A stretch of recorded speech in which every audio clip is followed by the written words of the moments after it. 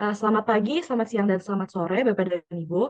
Pada kesempatan kali ini, kelompok kami akan mempresentasikan hasil dari penelitian karya ilmiah kami yang berjudul Analysis of the Influence of Student Engagement, Cognitive Ability, Student Behavior, and Social on Learning Outcomes and Learning Experience in the Context of Non-Stop Live Streaming E-Commerce. Uh, Kelompok kami terdiri dari saya sendiri, Ayasha Zara Pranamita, yang kedua ada Arya Satya Leksito, dan juga ada Christopher Ho. Kami juga dibimbing oleh Dr. Leo Andri Julius Kesar. Pertama-tama, saya akan menjelaskan abstrak dari penelitian kami. Penelitian ini kami lakukan untuk melihat bagaimana keterlibatan siswa, kemampuan kognitif, perilaku siswa, dan juga interaksi sosial dapat mempengaruhi hasil dan pengalaman belajar, terutama ketika proses belajar dilakukan melalui live streaming e-commerce. Metode yang kami gunakan adalah pendekatan kuantitatif dan analisis datanya, yaitu dilakukan dengan bantuan software Smart PLS 3.0. Nah, hasilnya menunjukkan bahwa keempat faktor tersebut, yaitu student engagement, cognitive ability, student behavior, dan juga sosial, memiliki pengaruh yang signifikan terhadap hasil belajar. Sementara itu, keterlibatan siswa dan juga interaksi sosial terbukti berpengaruh langsung terhadap hasil belajar. Nah, menariknya, perilaku siswa menjadi faktor yang paling dominan dalam menentukan hasil belajar. Selain itu, hasil belajar yang tinggi juga sangat berkorelasi dengan pengalaman belajar yang positif. Nah, temuan dari penelitian kami memberikan wawasan penting, terutama bagi para pendidik dan juga pelaku e-commerce, agar mereka bisa merancang strategi pembelajaran maupun pemasaran digital yang lebih efektif dengan memanfaatkan potensi live streaming e-commerce secara optimal. Slide selanjutnya akan dijelaskan oleh Christopher. Oke, selanjutnya saya akan menjelaskan tentang latar belakang dari penelitian ilmiah kami. Latar belakangnya adalah kekhawatiran tentang pengaruh live streaming e-commerce di kalangan siswa terhadap proses belajar mengajar muncul. Aktivitas ini dapat menyebabkan gangguan pada fokus, waktu belajar, dan hasil akademik.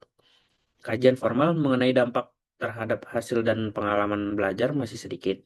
Dengan menganalisis peran keterlibatan kemampuan kognitif perilaku dan interaksi sosial dalam situasi ini, penelitian ini bertujuan untuk mengisi celah tersebut. Selanjutnya adalah rumusan masalah.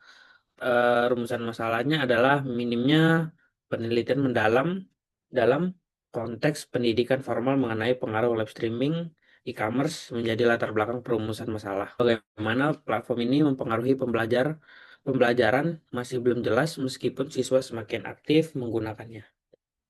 Oke, selanjutnya akan dijelaskan oleh Arya Satya. Oke, selanjutnya saya akan menjelaskan tujuan dari penelitian ini. Nah, di sini terdapat 3 poin tujuan penelitian yang utama di dalam penelitian kami. Yang pertama itu untuk mengidentifikasi dan menguji hubungan antara student engagement, cognitive ability, dan student behavior dan sosial terhadap learning outcome dan learning experience.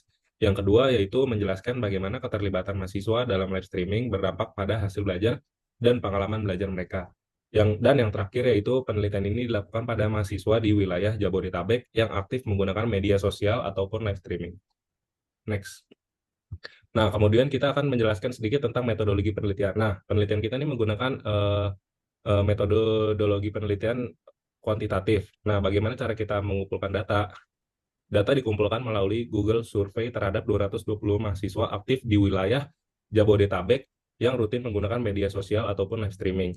Teknik sampling yang digunakan adalah purposive sampling untuk memastikan responden sesuai dengan kriteria penelitian. Nah, bagaimana cara kita mengolah datanya? Kita menggunakan software yaitu Smart PLS. Nah, ini tuh digunakan untuk menganalisis data menggunakan pendekatan partial least square structural equation modeling PLS SEM dengan bantuan software Smart PLS 3.0. Uji validitas dan reliabilitas dilakukan untuk memastikan kekuatan dan keakuratan model dalam mengukur hubungan antar variabel. Next. Nah, di sini saya akan menjelaskan singkat tentang hasil penelitian kita.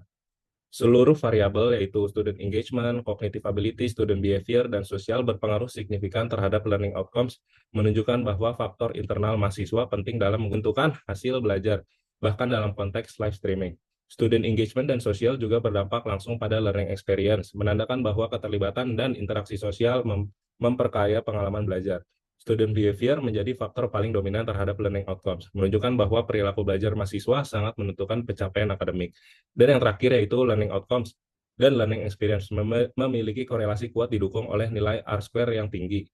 yang memperkuat validitas model dan menunjukkan hubungan erat antara hasil belajar dan pengalaman belajar. Nah, kemudian di sampingnya ada yang namanya diagram batang. Grafik ini menunjukkan pengaruh koefisien jalur antara berbagai faktor, misalnya student engagement, cognitive ability, student behavior, social learning outcomes, dan learning experience. Nah, di sini saya akan menjelaskan sebagai contoh 3 poin yang paling penting, yaitu yang pertama student behavior dan learning outcomes yang menghasilkan output nilai yaitu 0,396.